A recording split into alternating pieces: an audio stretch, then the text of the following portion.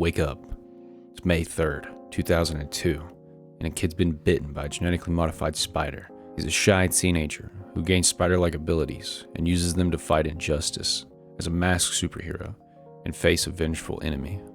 Well, at least that's what the movie rundown says. Honestly, if you don't know Spider-Man, there's far better videos out there to explain who he is. But this is my take on who the best Spider-Man is. We're gonna go through each one of the Peter Parker We're gonna be looking at all the Spider-Man movies and determining, in my opinion, who is the true best Spider-Man.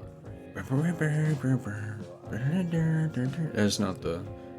What is that for? X-Men. That's an X-Men. He was an X-Men one time. Fact check me. It wasn't like an X-Men. He's... Anyways. So yes, this list is pulled out of my rear end. I did come up with these on the spot. This is all for fun. No hate.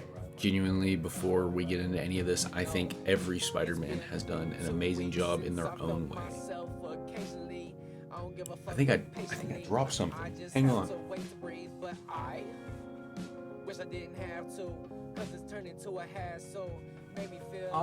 Yes, here it is. Does it say subscribe? It should say subscribe. Hopefully that transition looked good. That'll be my first time trying one for real. Well, actually, anyways. Number one on the list, intro. I know, weird thing to put on the list, but you'll understand sooner or later. Or not. Admittedly, the intro was long, but it had its own charm. But I love that they gave space for the actors and directors, etc. Love that they gave space for that in the beginning of the movie and not just the end. I also actually love the feeling that I was climbing through the webs like Spider-Man or the spider itself. I'm gonna give it an 8.2 out of 10. Soundtrack. We'll see if I do like a crazy edit or something like that. Soundtrack. The soundtrack and the cinematic orchestra were peak during this movie. Not to mention the amazing song we got, Hero. 9.2 out of 10. The story. I like that Peter actually felt like Peter Parker, and it's my favorite of the Parker origin movies. Hopefully for obvious reasons, but the entire supporting cast and Toby made this a great movie. It felt organic and perfectly led into the next movies, and as a young little me, yippee! I don't know if that'll make the cut. Also for the stories, I'm not gonna rate the stories. I forgot to rate this one whenever I did my calculations earlier. I already don't even know if my calculations are right on the average for the percentages, but I won't rate any of the stories just to keep it fair. So yeah. The comic accuracy. Does Spider-Man do this with his hand? I'm sure he does. Excluding Peter's web production, we can say that it was a pretty accurate comic representation. We got Ben's arc, Peter's struggle of being the everyday man, trying to balance hero with life outside of it. Sam also tried to utilize some camera angles and stuff, like colors, to kind of like show the adaptation from the comics. And then you also get like the wrestling and the suit itself were pretty close to the comics from what I could find. So I gave it an 8.7 out of 10. Should have saved the last one for this one. Web shooters. Shazam. Web shooters. He tries that. He throws a Shazam out there. That's a DC nod. There's also another DC nod. While it isn't comic accurate to the 60s, I do love the natural web shooters, and I feel like it's way more practical until you're depressed. But we'll talk about that in the next... Anyways, 10 out of 10. Natural web. Give me them things, man. Maybe I'm just always depressed, and that can make some sense. Spider-Man's portrayal. I don't know if I'm gonna keep these weird ass fucking... I'm doing some... I guess you gotta be bold. Spider-Man portrayal. Maybe that one would be better. The portrayal of Spider-Man. Maybe. You know. Personally, I feel Toby has been the perfect portrayal of Spider-Man so far, especially the Peter Parker aspect. He's nerdy, he's broke, he's corny, and he understands the great power concept. Something I didn't really feel Andrew truly grasped as quickly, at least. He could definitely quip more. But he is a truly solid adaptation. He's smart. He's somewhat of a scientist himself. 9.6 out of 10. I already did double guns. If I hit something like this. The villains. While his costume is not completely comic accurate, I do feel it is badass. Honestly, I think Willem is the only option for the Green Goblin, and that is exactly why they brought him back in the last Spider-Man. 10 out of 10.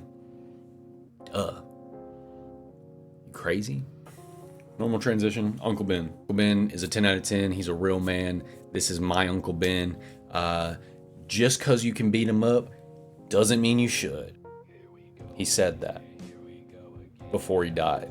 Maybe not the last thing he said before, but he said it before he died. Aunt May, 10 out of 10. Anytime I think of Aunt May or hear her name, this is exactly who I think of. Sweet, lovable, greatest Aunt May of all time. Also, she stood 10 toes down whenever she was saying the Lord's Prayer and Green Goblin bust up in that hoe, and he was like, finish it! You know what I'm talking about. All right, buckle in, because we got to talk about our favorite scenes, my favorite scenes, not ours, just mine. You can choose your own. Leave it in the comments. So first we got slow-mo flash fight scene. First swing. Tally ho, ass. We got the bonesaw lady when she's like down the hall on the left. May God be with you. She thought he was dead, bro. Obviously, Aunt May's finish it scene with the green guy. Finish it! Jameson not being a snitch. He did not snitch on Peter one time, even though he was... Anyways, Goblin's fire scene where he's like screaming. Oh, dude, this shit traumatized me as a kid. Rah, rah. You know what I'm talking about. The you mess with Spidey, you mess with New York scene, and they just start chucking shit at Goblin, bro. He absolutely deserved that, and I love New York. I love people. The paralyzed Goblin lean. The Goblin's not paralyzed. Peter's paralyzed, and the Goblin just walks over and he just goes. You'll see. And finally, the final fight. Absolute cinema. Enough said. And whenever Norman's like on the thing and he's like looking at Peter and he goes, Peter, don't tell Harry. And he, oh my God, tore me up as a kid. All right, so it's only fair that I also talk about what I did not like. Put it right up. I'll make the sound effect for myself. Right over my face. What I didn't like. So I did save it all till last, but I must admit, while it is my favorite, it also pissed me off the most. Harry going behind Peter's back with MJ had me absolutely tweaking as a kid, and I was absolutely livid. That still lives with me to this day, and sometimes I can't look at James Franco without thinking of the betrayal.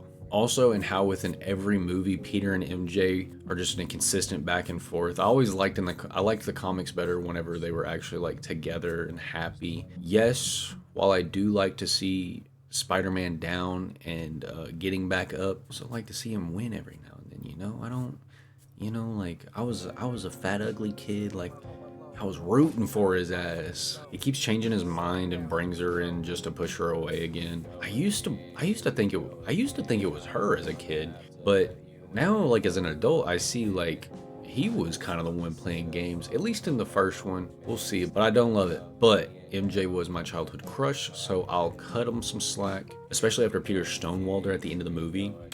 4 out of 10. So total overall rating comes out to 8.8 out of 10. Clearly, I'm nostalgic for it, but it's an absolute masterpiece. It's also what got me and a lot of other people, many other people, into superheroes and superhero movies especially. Considering this movie is 20 years old, I feel like it definitely holds up and remains my favorite. But we still have 2 movies to go. We'll check in then. Do I grab the, I don't know. We'll figure something out. Oh. The demons chase me.